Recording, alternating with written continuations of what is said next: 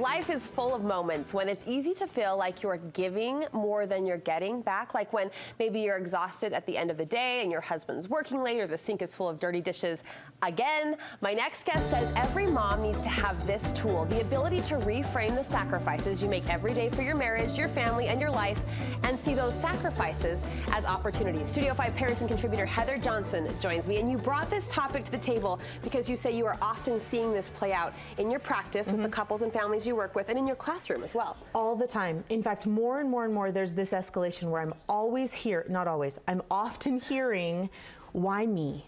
Why should I have to make these sacrifices? Why should I have to do more? Why should I have to do anything, right? Until it's done for me or something's offered to me, and then I'll give, then I'll commit, then I'll reach back out.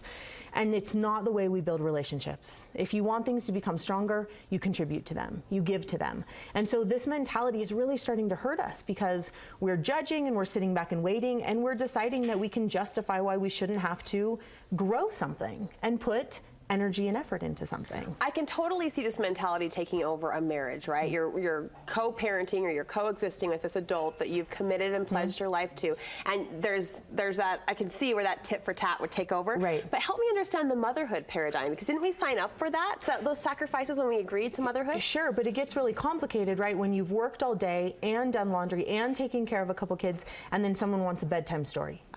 And all of a sudden it's like, well, wait a second.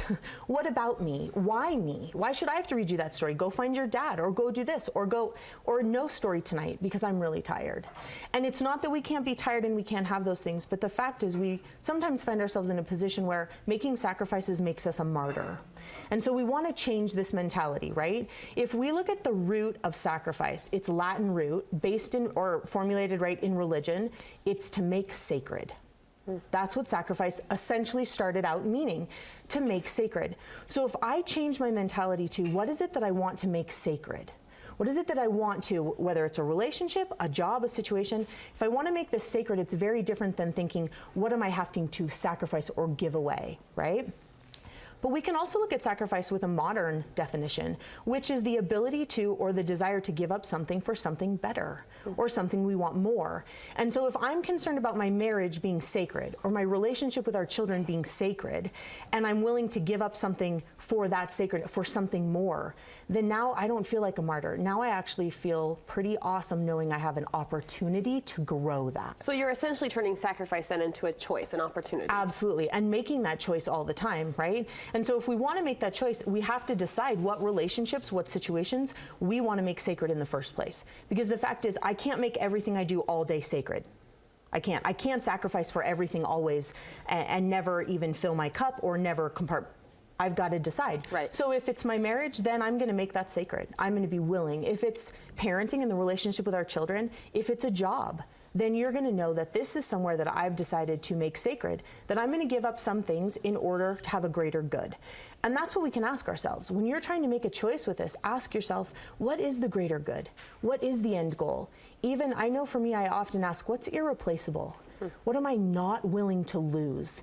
And you know, the top of that list is always my family. Yes, always. And so when there is an extra book, or my husband wants to ride dirt bikes on a Saturday, but the week's been crazy and I'm tired too, it's very easy to say, absolutely, I would love to see you excited on Saturday and go do that. How grateful am I that we can have this opportunity, because I want to make our marriage sacred. Sacrifices are hard. They're often uncomfortable, and you say get used to that. Get used to it. Life is uncomfortable. And if we want to make sacrifices or make things sacred, we have to be willing to sit in the discomfort. Because really it should kind of go sacrifice to make things sacred to be uncomfortable. That's kind of the synonyms. It's just part of doing it. It's not comfortable to be patient with a teenager who broke curfew the night before. It's not comfortable to read this story to your 4-year-old when you are exhausted. It's not comfortable. It's not comfortable to put all your kids to bed because maybe your husband or wife needed to go to bed early, and so there you find yourself carrying that weight. So once we get used to the discomfort, we accept it, then you want us to assign a value to it. Right, and make it part of our value system.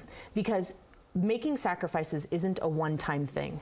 We don't do it and then it's over. Our lives till we're dead are filled with this. If we want relationships or situations to grow, to become more healthy, we have to be willing to contribute to that.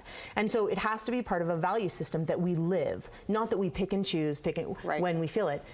you touched on this. We can't go through life with an empty cup ourselves. So what if we are feeling in need? As women, wives, and mothers, we're often giving more than we're getting. That's a fact. How can you seek the validation that maybe you need to help you fulfill that role more happily? Right, and if we're having, because the answer really is to have some conversations about what's going on.